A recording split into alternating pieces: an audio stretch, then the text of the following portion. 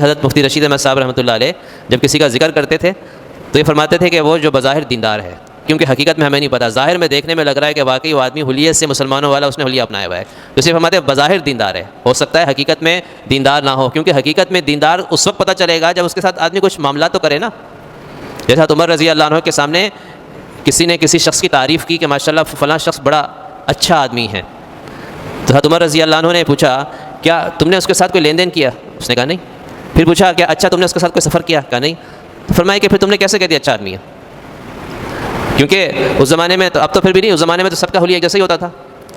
تو فرمایا کہ جب تک آدمی کے لین دین نہ ہوئے ہوں، جب تک انسان کے ساتھ سفر نہ ہوا ہو، تو اس وقت تک کیسے پتہ چلے گا کہ واقعی وہ اچھا ہے برا ہے؟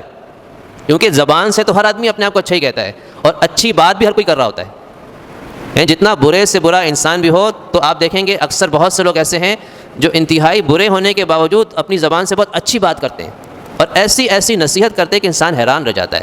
لیکن ان کی اپنی زندگی دیکھو تو ان نصیحتوں سے کوسوں دور ہوتی ہے، کئی ان کی زندگی میں چیز نظر نہیں آ رہی ہوتی ہے. تو صرف اچھی بات کر لینا یا اچھا انداز اپنا لینا، اس سے انسان اچھا نہیں ہوتا. فرمایا کہ سفر، یہ سفر عربی زبان کا لفظ ہے، اور سفر کا لغت میں جو معنی بنتا ہے وہ یہ ہے کہ ظاہر ہو جانا. سفر کا معنی ہے ظاہر ہو جانا. بس صبح اذا اسفر، قرآن میں اللہ فرماتے ہیں، اور صبح کی قسم جب وہ ظاہر اور روشن ہو جائے. تو یہ اسفر بھی سفر سے بنا ہے، مسافر جو سفر کرنے والا ہے. اور سفر کو سفر اس لیے کہتے ہیں کہ اس سفر کی وجہ سے آدمی کے اندر کے جو اخلاق ہیں وہ سب ظاہر ہو جاتے ہیں. کیونکہ ویسے آپ دیکھیں کہ ایک آدمی بظاہر تو بہت اچھا ہے، لیکن اس کو کبھی آپ نے آزمایا نہیں ہے. اگر اس کو آزمانا ہے تو آپ اس کے ساتھ ایک سفر کریں، آپ کو اندازہ ہو جائے گا کہ اس کے اندر کتنا صبر ہے، آپ کو اندازہ ہو جائے گا کہ وہ کتنی قربانی دینے والا ہے، آپ کو اندازہ ہو جائے گا کہ اس کا آپ کے ساتھ کیسا رویہ ہے. کیونکہ جب آدمی نارمل ہے، اس کو کوئی پریشانی نہیں ہے، تو اس کا رویہ بہت اچھا ہے. لیکن تھوڑی سی جب پریشانی آتی ہے، اس کا رویہ ایک دم پلٹا کھاتا ہے. تو وہ سفر میں معلوم ہو جاتا ہے، کیونکہ سفر میں مشقتیں ہوتی ہیں. سفر اس بات کا تقاضا کرتا ہے کہ آپ دوسرے کے لیے قربانی دیں، اور اگر آپ قربانی نہیں دیں گے تو دوسرا آدمی آپ سے تنگی محسوس کرے گا اور آپ اس سے تنگی محسوس کریں گے. ہر آدمی قربانی دے گا تو سفر خوشگوار گزر سکتا ہے.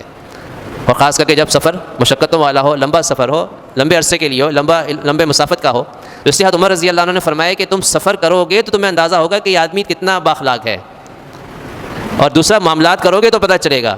کبھی اس کو پیسے دے دو، اس کے بعد دیکھو کہ اس نے کہا کہ میں آپ کو پہلی کو دے دوں گا، پھر دیکھو پہلی کو دیتا نہیں دیتا، پھر اندازہ ہو جائے گا کہ واقعی وہ کتنا کھرا ہے اس معاملے میں، معاملات کے اندر.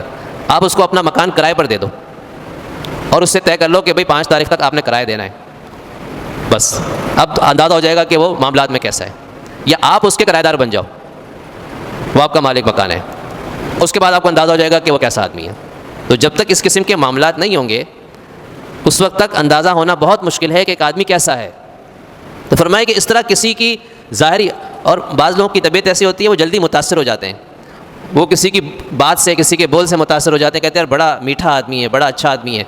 تو بہت جلدی متاثر نہیں ہونا چاہیے.